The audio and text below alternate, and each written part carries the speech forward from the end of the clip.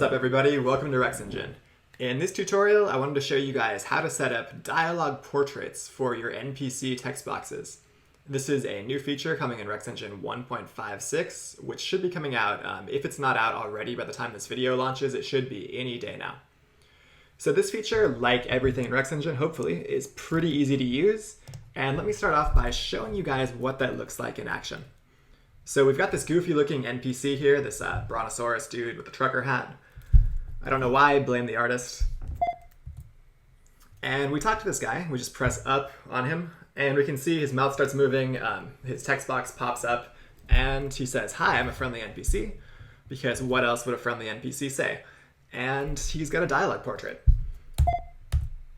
So not only that, we can see if we talk to him a few times, he's actually got different portraits for different dialogue boxes.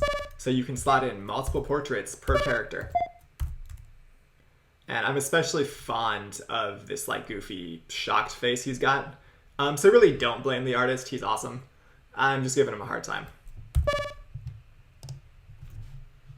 So let's see how this is all set up in action. So I'm gonna click on this NPC.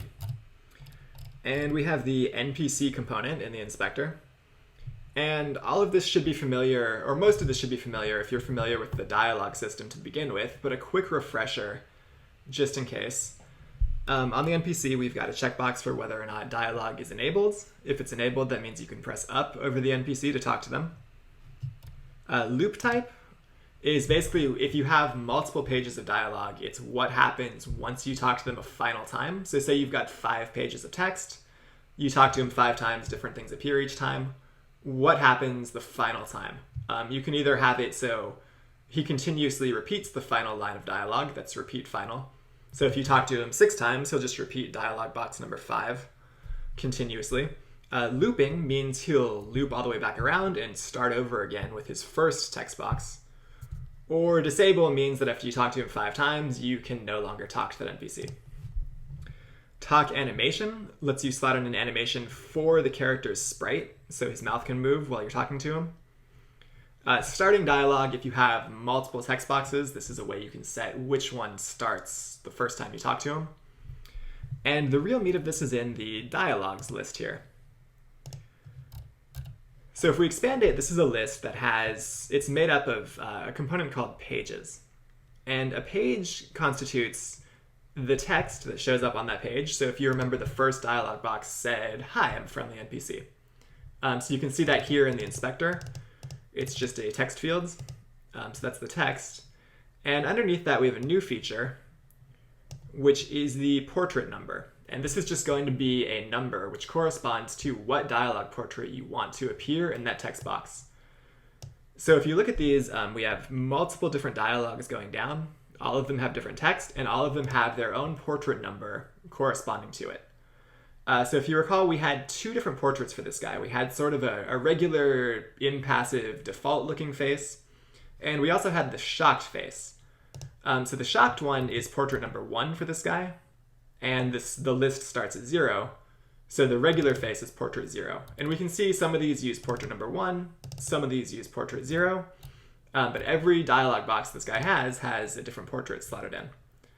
So the way we actually tell it what portrait 0 and what portrait 1, etc., what those actually mean, is at the very bottom underneath the dialogues list, we have a dialogue portraits list.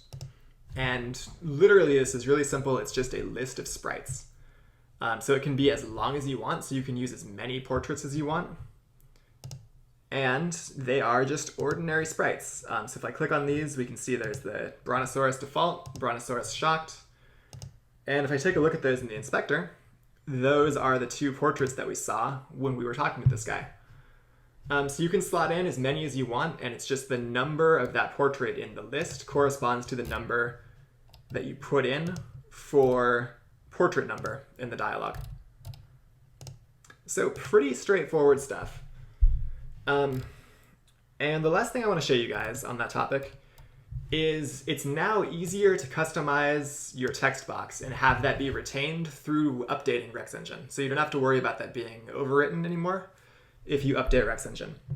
So in the Rex settings panel, which is under Window, RexEngine, Rex settings, there's a dialog field. And if we expand that, there's a new option there called Text Box Prefab. So if we click on that, you can slot in any text box you want for this. You can customize it, you can do whatever you feel like to it.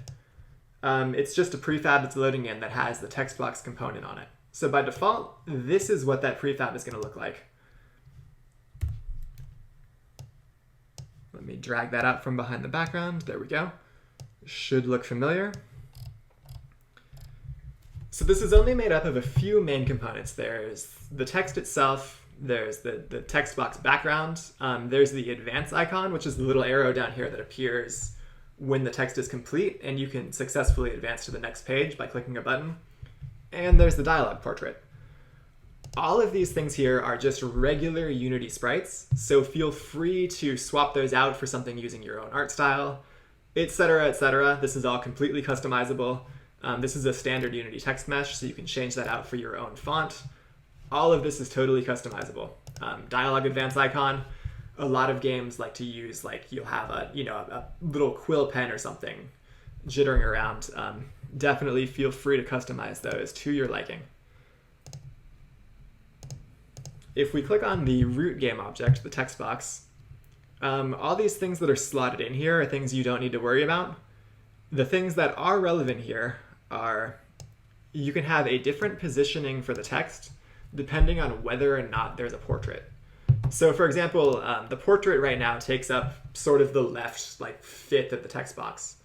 Let's say you don't have a portrait for an NPC and you just want to use the entirety of that space for text.